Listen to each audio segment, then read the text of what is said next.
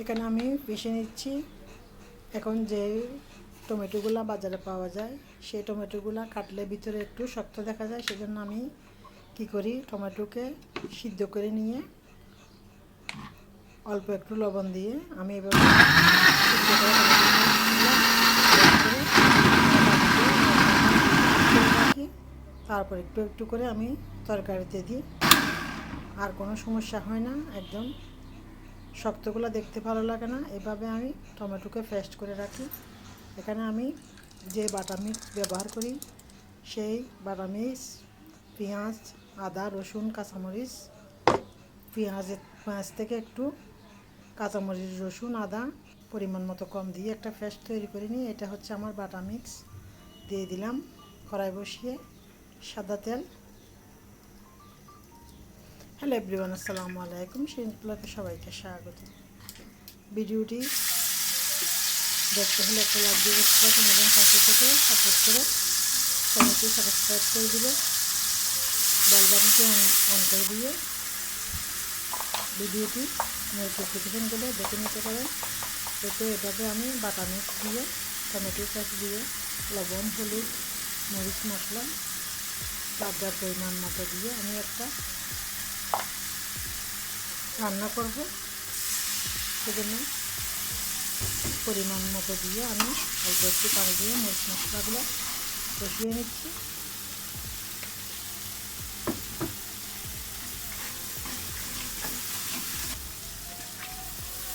এতেও এখানে আমি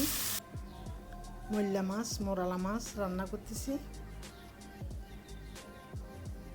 এখানে আমি একটা আলুকে এভাবে কুচি করে দিয়ে মাছের সাথে দিয়ে দিয়েছি, একসাথে কষিয়ে নিয়ে মিডিয়াম টু লো হিটে রান্না করে নিব।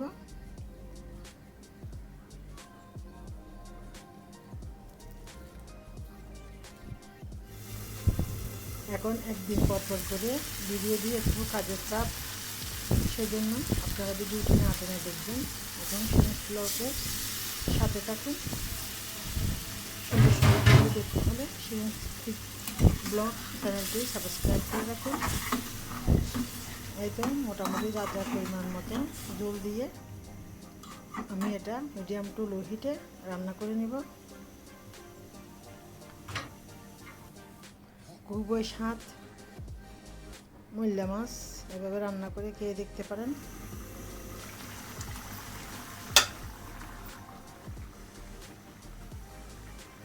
ফ্লেভারের জন্য আমরা পছন্দ মতো ধনিয়া পাতা দিয়ে দিতে পারি।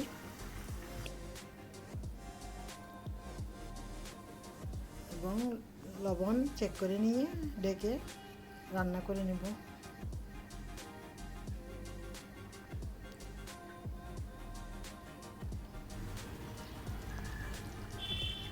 হয়ে গেল সুস্বাদু মূল্যা মাছ রান্না।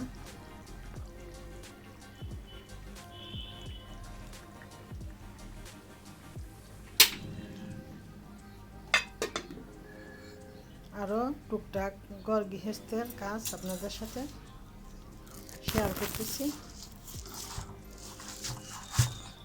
চাউলগুলা রেখে প্রত্যেকবার চাউল ড্রামে রাখার সময় ড্রামের নিচটি সবগুলো মুছে নিয়ে পরিষ্কার করে নিয়ে তারপর আমি চাউল রাখি। এভাবে আমার নিত্যদিনের কাজ আপনাদের সাথে শেয়ার করা। প্রত্যেক কিছু শেয়ার করতে পারি না, পর্যায়ক্রমে একটু একটু করে সব কিছু শেয়ার করবো আপনাদের সাথে। এই তো কথা বলতে বলতে মাছ ভাত সব কিছু রান্না হয়ে গেল। আরও রান্না করলাম কইদাকে কুচি কুচি করে কেটে নিয়ে এখানে ডিম দিয়ে আমি প্রায় সময় ভাজা করে কইদা রান্না করে থাকি। সেটাও যার পরিমাণের উপর নির্ভর করবে। এভাবে খেয়ে দেখতে পারেন। এরকম কইদা বা চিচিঙ্গা রান্না করলে, আমরা কইদা বলি চিটাঙ্গের ভাষায়, চিচিঙ্গা রান্না করলে এখানে একটু গরম মশলা দেওয়ার চেষ্টা করবেন, আর একটু করে চিনি দিবেন, দেখবেন খুবই টেস্ট হয়ে গেল। এখানে লবণ, হলুদ, মরিচ মশলা, বাটা মিক্স অল্প করে দিয়ে এই যে সন্ধে ভাজাটা ডিম দিয়ে ভাজা করে নিলাম। এই যে কাপড়গুলোও ধুয়ে বাস করে আলমারিতে তুলে রাখবো। আরও একটা রান্না করলাম, ডাল রান্না করলাম। এরকম পাতলা ডাল আমার খুবই পছন্দ। আমার হাজব্যান্ডের ইদানিং ডাল একটু পছন্দ হচ্ছে। তার দাঁত ফেলার কারণে শক্ত কিছু খেতে পারে না, সেজন্য 2 দিন পর পর তার জন্য ডাল রান্না করতে হয়। তো আজকে যেহেতু বেশি গরম পড়তেছে, সেজন্য 3-4টা পদ একসাথে রান্না করে নিচ্ছি, যাতে রাত্রে চুলাতে যেতে না হয়। আরও একটা রান্না করলাম আলু দিয়ে মুরগির মাংস।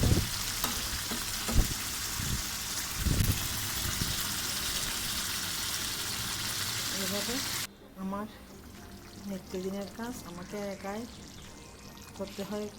সব কিছু গুছিয়ে নিয়ে একদম পরিষ্কার পরিচ্ছন্ন করে ধুয়ে মুছে নিজের কাজগুলো নিজেকেই করতে হয়। এই তো হয়ে গেল মুরগির মাংস রান্না। প্রত্যেকটা রান্না আপনাদের সাথে শেয়ার করলাম। রান্না কিন্তু একটু আগ পিস হয়ে যায় অনেক সময়। আরও বানিয়ে নিলাম চাউলের রুটি। এখানে আমি যতটুকু চাউলের গুঁড়ো নিব ততটুকু পানি নেব। পানিকে ফুটিয়ে নিয়ে চাউলের গুঁড়ো দিয়ে স্বাদ মতো লবণ দিয়ে কাইটাকে ভালো করে মেখে নিয়ে তারপর চাউলের রুটিগুলো বেলে নিয়েছি। তারপর 2টা চুলায় এভাবে আমি রুটিগুলোকে একটা পিঠ উল্টিয়ে দিয়ে আরেকটা পিঠ সেঁকে নিব। বেশি উল্টাবো না, উল্টালে রুটি শক্ত হয়ে যাবে। একটু হালকা হালকা করে সেঁকে নিয়ে ফ্রিজে রেখে দিব, নর্মাল ফ্রিজে। তারপর যখনই খাবো বের করে তখনই ভালো করে সেঁকে নিয়ে এবারে আমরা চালের রুটিগুলো খেতে পারি অনেক দিন পর্যন্ত। 7 থেকে 10 দিন পর্যন্ত আপনারা নর্মাল ফ্রিজে এভাবে চাল রুটি রাখতে পারেন। তবে ঠান্ডা করে নিয়ে পরিপেকে করে ডিপ ফ্রিজে রেখে দিলে অনেক দিন পর্যন্ত চালের রুটি রেখে খাওয়া যায়।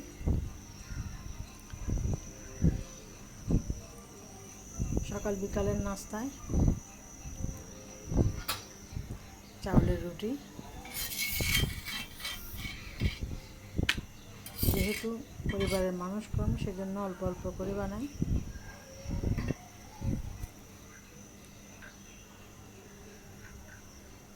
সন্ধ্যাবেলায় যখন নাস্তায় খেতে খাই সেজন্য নর্মাল ফ্রিজে রাখি।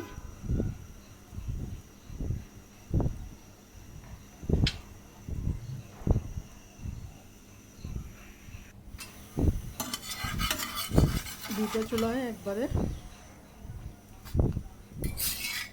সবগুলা রুটি এভাবে সেঁকে নিব। চুলার আগুন থাকবে একদম তাওয়া ফুল হিটে গরম করে নেওয়ার পর লো হিট, তাহলে একটা রুটিও দাগ লাগবে না, একদম সাদা পরিষ্কার সুন্দর থাকবে।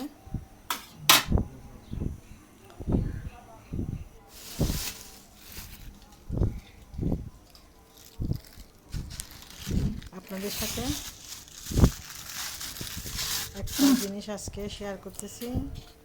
আমার এটা ফ্রিজের লাইট ফিয়েছে দিনের কমসে কম 26-27 বছর প্রায় হবে এই fridge, singer fridge. Light fuse হয়ে গেছে ফ্রিজের। এখানে এটা যখন ঠিক করছি তখন নর্মালের মধ্যে বরফ চলে আসছে। এখন সামনে যেহেতু করবেন, আমার ডিপ ফ্রিজটাও নষ্ট হয়ে গেল। এখন 2টা ফ্রিজের সমস্যা দেখা দিচ্ছে। হাজব্যান্ডকে বলতেছি 2টা পুরনো ফ্রিজ বিক্রি করে দিয়ে নতুন একটা ফ্রিজ নেওয়ার জন্য। দেখেন কিভাবে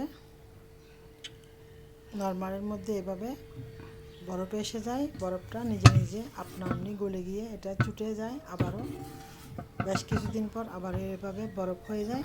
সেজন্য বলতেছি ফ্রিজগুলোকে বিক্রি করে দিতে।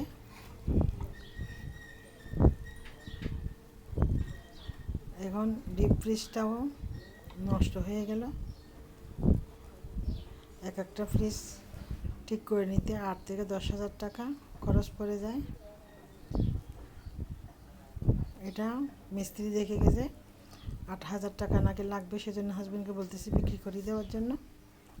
হাজব্যান্ড চুপ করে আছে, কী করবো বুঝতে পারতেছি না। ছোট্ট ভিডিও আপনাদের সাথে শেয়ার করা। এই তো চালের রুটি হচ্ছে বিকেলের নাস্তায়। সবাই ভিডিওটি না টেনে দেখবেন। লাইক, কমেন্ট, শেয়ার, সাবস্ক্রাইব করে সাথে থাকুন। সুন্দর সুন্দর ভিডিও দেখতে হলে সিনেস ব্লগের সাথে থাকুন। সবাই সুস্থ থাকুন। সবাইকে অসংখ্য ধন্যবাদ। আল্লাহ হাফেজ।